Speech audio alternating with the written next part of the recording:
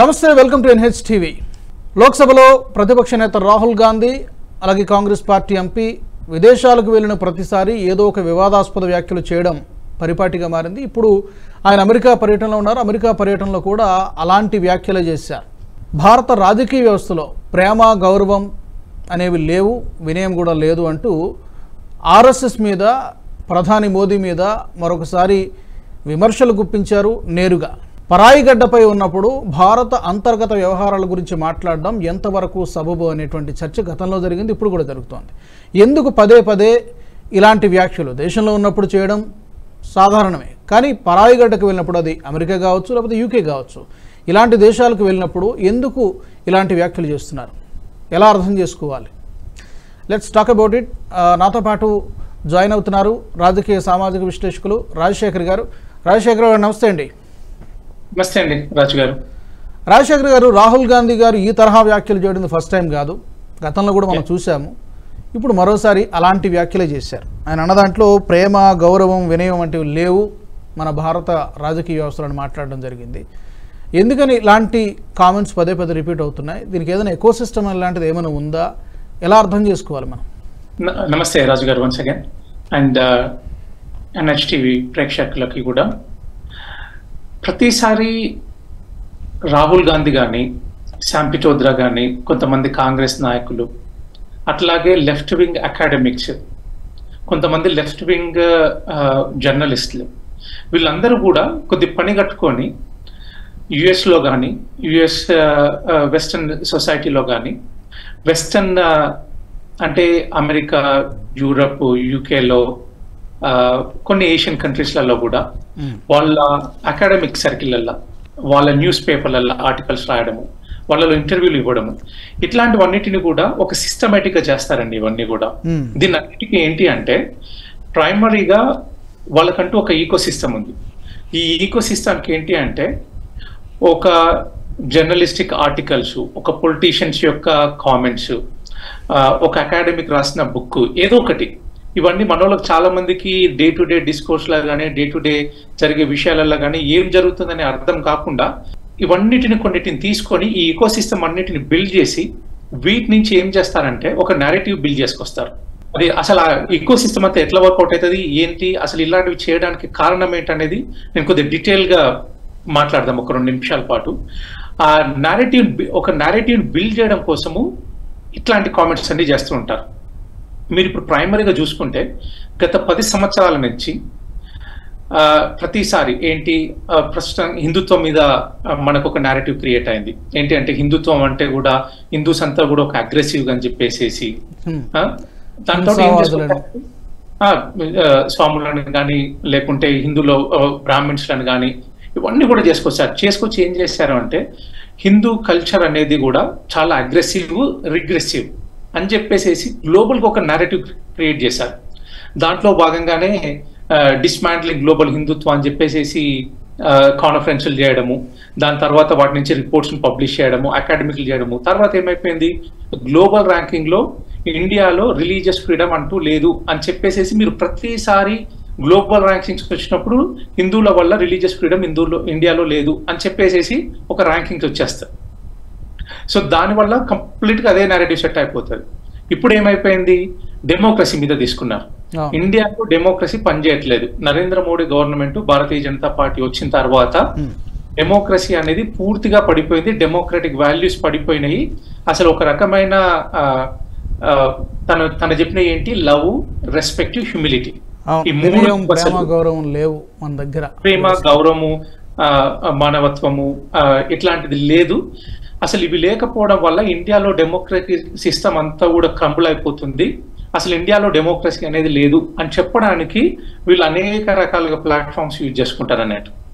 ఆ platforms use చేసుకోవడంలో one of the thing ఏంటి అంటే, ఈ రాహుల్ గాంధీ కానీ, సోఫాల్ కొంతమంది లెఫ్ట్ వింగ్ కానీ, కాంగ్రెస్ లీడర్లు కానీ బయటకు వెళ్ళినప్పుడు ఇట్లాంటి కామెంట్స్ చేస్తారు. ఇదంతా దీనికి చాలా ఒక పద్ధతి ప్రకారం చేసుకుంటూ వెళ్తారండి. దీనికి ఏంటి అంటే, ఇప్పుడు ఊరికనే ఇండియాలో రిలీజియస్ ఫ్రీడమ్ లేదనో, లేకుంటే డెమోక్రటిక్ వాల్యూస్ లేదనో వాటిని ఏదో ఇన్స్టిట్యూట్ రాయలేదు, ఏదో ఒక ఇన్స్టిట్యూట్ చెప్పలేదు. అట్లా చెప్పాలి అంటే దానికంటే ఒక ప్రామాణికత ఉండాలి.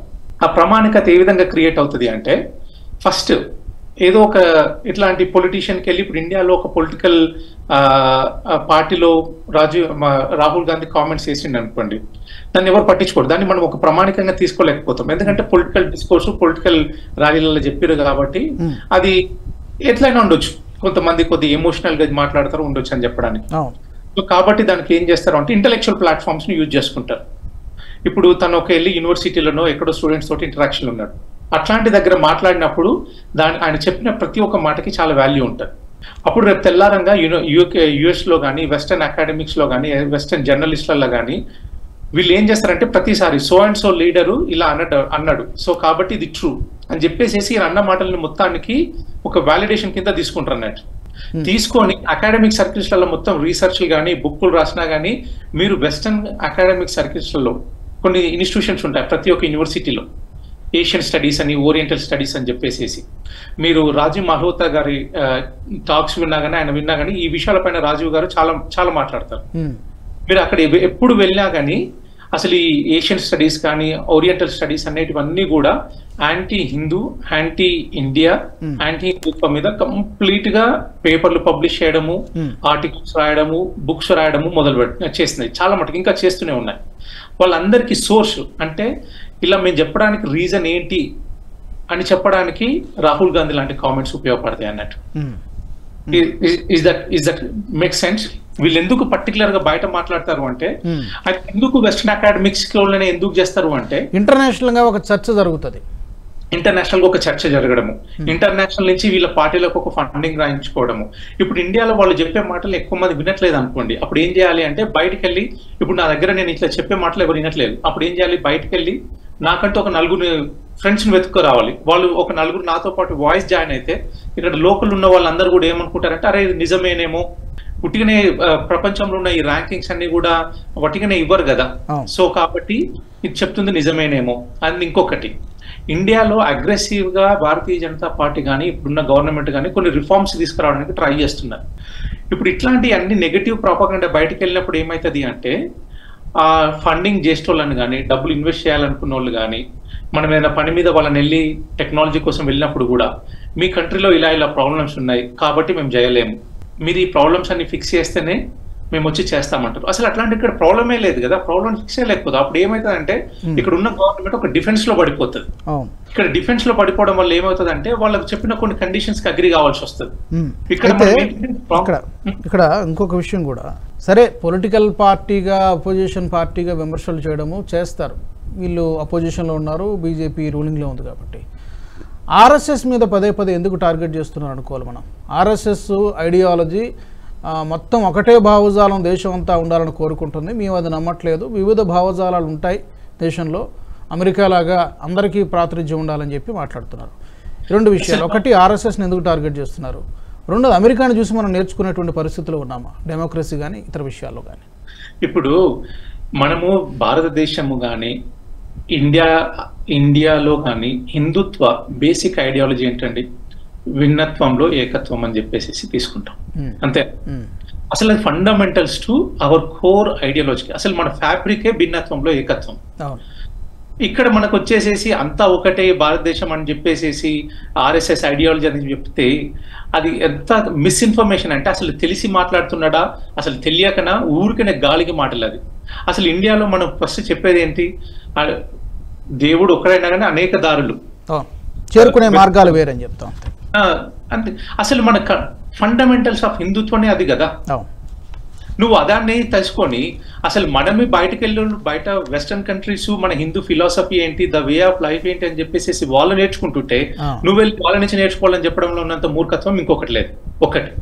రెండోది, ఆర్ఎస్ఎస్ ని ఎందుకు టార్గెట్ చేస్తాడు? ఈ రోజు భారతీయ జనతా పార్టీ కానీ ఇండియాలో హిందువులు కానీ హిందూ ఆర్గనైజేషన్లు కానీ ఒక స్టెబిలిటీ తోటి వాళ్ళకి ఉన్నది అంటే వీళ్ళందరి వెనకాల ఆర్ఎస్ఎస్ ఒక ఫోర్స్ లాగా పనిచేస్తుంది అనేది ఇది నగ్న సత్యం. దీంట్లో ఎటువంటి ఎవరు కూడా అనుకోవడానికి ఏమీ లేదు. సో కాబట్టి నువ్వు ఈ ఆర్గనైజేషన్ కానీ భారతీయ జనతా పార్టీని కానీ హిందువులని ఐకమత్యాన్ని కానీ నువ్వు దెబ్బ కొట్టాలి అనుకుంటే ద అండర్లైన్ ఏదైతే పనిచేస్తున్నారో వాళ్ళని దెబ్బ కొడితే సరిపోతుంది కదా. నువ్వు ఆర్ఎస్ఎస్ ని దెబ్బ కొడితే ఆటోమేటిక్ గా ఇప్పుడు ఆర్ఎస్ఎస్ కానీ చాలా మటుకు మన ఆర్గనైజేషన్లు చాలా ఇండియాలో చాలా ఆర్గనైజేషన్స్ కుల వ్యవస్థ నిర్మూలనించిపోవాలి. ఓకే, కులాల వల్ల హిందువులు కానీ ఇండియాలో ఇట్లాంటి డివిజన్స్ రాకూడదు, అందరూ ఒక తాటిపై ఉండాలి అని చెప్పేసి చాలా ఆర్గనైజేషన్స్ పనిచేస్తున్నాయి. అందులో అతి ముఖ్యమైన ఆర్గనైజేషన్ పనిచేస్తున్నది ఆర్ఎస్ఎస్. సో నువ్వు ఆర్ఎస్ఎస్ నే బ్లేమ్ చేసి ఆ ఆర్ఎస్ఎస్ నే డిఫేమ్ చేసినాం అనుకో, రేపు తెల్లారంగా ఈ డివిజన్స్ ఎక్కువ అవుతాయి కదా. ఫౌండేషన్ పునాది దెబ్బ కొడితే ఆటోమేటిక్ గా బిల్డింగ్ కొలాప్స్ అవుతుంది అనేటువంటి స్ట్రాటజీ. ఎగ్జాక్ట్ గా ఏదైతే ఫౌండేషన్ ఇప్పుడు ఇండియాలో ఉన్న హిందూ ఆర్గనైజేషన్ కానీ భారతీయ జనతా పార్టీ కానీ ఏదైతే ఫౌండేషనల్ ఆర్గనైజేషన్ ఆర్ఎస్ఎస్ అనే ఆర్గనైజేషన్ ఉందో దాని మీద దెబ్బ కొడితే మిగతా అన్ని క్రప్పులు అయితే మేము రేపు పొద్దున ఈజీగా గవర్నమెంట్ లోకి రావచ్చు అని చెప్పేసి ముఖ్య ఉద్దేశం తప్పితే అంత మించి ఇంకోటి ఏమీ లేదు అక్కడ. ఓకే, ఇంకొక విషయం తెలుగు భాష గురించి మాట్లాడారు. తెలుగు భాష ముఖ్యం కాదంటే మనం వారిని అవమానించినట్లే. అంటే ఒక్కసారిగా రాహుల్ గాంధీ గారికి ఎందుకు తెలుగు మీద ఎలా ప్రేమ పుట్టుకొచ్చింది? హౌ కెన్ వి, అంటే చూడడానికి స్టేట్మెంట్గా చూస్తే ఎస్ రాహుల్ గాంధీ గారు చాలా చక్కగా మాట్లాడారు కదా, సౌత్ ఇండియా పీపుల్కి తెలుగు భాష అంటే చాలా గౌరవం ఇస్తున్నారు కదా చూసేవారికి అనిపిస్తుంది. మీరు ఎలా డీకోడ్ చేస్తారు? ఎస్ అది కరెక్ట్గానే ఉందా లేకపోతే ఇంకేమన్నా? యాక్చువల్గా ఆ విషయంలో కూడా రాహుల్ గాంధీ ఏ కాంటెక్స్ట్ లో మాట్లాడాడు అంటే ఇండియాలో ఒక ఈక్వాలిటీ లేదు, హిందూ మాట్లాడేటోళ్ళకేమో ఎక్కువ చూస్తున్నాము, తమిళ్ మాట్లాడేటోళ్ళకి తక్కువ చూస్తున్నాము, తెలుగు మాట్లాడేటోళ్ళకి తక్కువ చూస్తున్నాము, మలయాళం మాట్లాడేటోళ్ళకి తక్కువ చూస్తున్నాము అని చెప్పేసి ఈ కాంటెక్స్ట్ లో మాట్లాడండి. ఇది కూడా ఎట్లా అంటే నార్త్ సౌత్ ఏదైతే డివిజన్ వాళ్ళు ఎప్పటి నుంచో ట్రై చేస్తున్నారు గత 2014 నుంచి, అదే విధంగా అంటే హిందీ మాట్లాడే వాళ్ళు అంటే నార్త్ ఇండియన్స్ ఏమో గొప్పవాళ్ళు, తెలుగు మాట్లాడే వాళ్ళు కానీ మలయాళం కానీ తమిళ్ మాట్లాడే వాళ్ళు కానీ తక్కువ, వీళ్ళు హిందీ మాట్లాడే వాళ్ళు ఎక్కువ, తమిళ్ సౌత్ ఇండియన్ భాషలు మాట్లాడే వాళ్ళు తక్కువ. కానీ తెలుగు భాషకున్న ప్రాముఖ్యత ఏంది, తెలుగు కల్చర్ గురించి వీటి గురించి వీళ్ళంతా గొప్ప. కానీ ప్రస్తుతం ఉన్న భారతీయ జనతా పార్టీ కానీ ఇండియాలో పరిస్థితులు అసలు వీళ్ళని గౌరవపరుస్తలేదు, వీళ్ళని ఈక్వల్ గా చూస్తలేరు అని చెప్పేసి ఒక రకంగా నార్త్ కు సౌత్ కు డివిజన్ తీసుకొచ్చే విధంగా మాట్లాడేదా. అసలు ఇది వాస్తవానికి ఏదో లాంగ్వేజ్ నో ఇక్కడ పొగుడుతున్నట్టుగా మాట్లాడలేరు. అసలు యాక్చువల్ వీళ్ళు కూడా గొప్పలే. అసలు అట్లాంటి తెలుగు మాట్లాడే వాళ్ళు తక్కువనో ఏ భాష మాట్లాడే వాళ్ళు ఎక్కువ అని చెప్పేసి ఎక్కడేం లేదు కదా. అసలు మనం డే టు డే అట్లాంటి ఇష్యూలు కానీ అట్లాంటి గొడవలు కానీ చూస్తున్నామా ఎక్కడన్నా? అసలు అట్లాంటి ప్రాబ్లమే లేదు కదా. లేని ప్రాబ్లమ్ని ఏదో ఉండదన్నట్టుగా క్రియేట్ చేసి పబ్లిష్ చేయడం కోసం ట్రై చేసిండు అక్కడ. ఫైనల్లీ ఒక పాయింట్ మాట్లాడుకొని మనం కన్క్లూడ్ చేద్దాం రాజశేఖర్ గారు. లోక్సభ ఎన్నికల అయిపోయిన తర్వాత ఫలితాలు వచ్చిన తర్వాత గత కొద్ది రోజులుగా ఈ సెషన్స్ జరిగినటువంటి తీరు కానీ తర్వాత రాహుల్ గాంధీలో ఉత్సాహం పెరగడము కొన్ని కామెంట్లు చేయడం అంతా చూస్తుంటే బీజేపీ ఎందుకో జోరు తగ్గిపోయింది, అంత సమర్థవంతంగా అడ్రస్ చేయలేకపోతోంది, వాళ్ళ సంఖ్యాబలం తగ్గింది కాబట్టి ఆటోమేటిక్గానే మోదీ గారు బలహీనపడిపోయారు, అందుకని దేనికి గట్టిగా నిర్ణయాలు తీసుకోలేకపోతున్నారని అనేటువంటి ఒక భావన ప్రజల్లో కలిగింది. ఇది ఎంతవరకు కరెక్ట్? నిజమేనా లేకపోతే కేవలం ఒక మీడియా సృష్టినా? ఇది మీరు మీడియా ఎలక్షన్స్ కానీ గవర్నెన్స్ కానీ కొంతవరకు పర్సెప్షన్ అనేది చాలా ఇంపార్టెంట్ అండి. ఓకే, జనాలు ఏ విధంగా పర్సీవ్ చేసుకుంటున్నారు అనేది. అందుకనే మనం నారేటివ్స్ అంటాం. నారేటివ్ ఏంటి అంటే narrative is nothing but building అనే perception in the people. Okay, ప్రస్తుతానికి ఈ విషయంలో 100% ఒప్పుకోవాల్సింది ఏంటి అంటే కాంగ్రెస్ గవర్నమెంట్ కానీ అపోజిషన్ పార్టీలు కానీ నరేంద్ర మోడీ గారి గవర్నమెంట్ వీక్ ఉంది, గవర్నమెంట్ ఎలక్షన్స్ రిజల్ట్ తర్వాత ఇంత ముందుకున్నంత స్ట్రాంగ్ లేదు. ఈవెన్ అమెరికాలో కూడా ఇదే కామెంట్ చేశాడు, ఎలక్షన్ రాగానే బీజేపీ అన్నా కానీ ప్రైమ్ మినిస్టర్ మోడీ అన్నా కానీ జనాలు మానేశారు, ఆయనకు భయపడట్లేదు అని చెప్పేసి రాహుల్ గాంధీ క్లియర్ అదే కామెంట్ చేశాడు. అండ్ వాస్తవానికి కూడా మన దగ్గర ఉన్న చాలా మటుకు మీడియా ఇప్పుడు ఏదైతే కాంగ్రెస్ ఈకో సిస్టమ్ ఏదైతే ఉందో అది ఇంటర్నేషనల్ గా నేషనల్ గా ఈ నెరేటివ్ ని వెరీ స్ట్రాంగ్ గా క్రియేట్ చేసింది. అందులో కొంతవరకు వాళ్ళు సక్సీడ్ అయ్యారు కూడా. చూద్దాం రాజశేఖర్ గారు, ఈ అంశాన్ని బీజేపీ ఎలా తిప్పికొడుతుందో చూడాలి, ఈ వ్యాఖ్యలను కూడా ఎలాంటి కౌంటర్ ఇస్తుందో చూడాలి. Thank you so much Rajasekhar గారు for joining us. Rahul Gandhi గారి వ్యాఖ్యలకు బీజేపీ ఎలా కౌంటర్ ఇస్తుంది, ముఖ్యంగా ఎన్నికల తర్వాత ఒక పర్సెప్షన్ని ఒక నెరేటివ్ని బిల్డ్ చేసేటువంటి ప్రయత్నంలో కొంతమేరకు కాంగ్రెస్ పార్టీ విజయవంతం అయిందనే చెప్పాలి. మరి భవిష్యత్తులో ఈ ప్రమాదాన్ని భారతీయ జనతా పార్టీ ఇప్పటికీ గుర్తించిందా గుర్తిస్తే కనుక ఏ విధంగా అడ్రస్ చేస్తుంది, ఏ విధంగా ఎదుర్కోబోతోంది అనేది చూడాల్సినటువంటి అవసరం ఉంది. ఇది వాటి ప్రత్యేక కార్యక్రమం. Keep watching NH TV.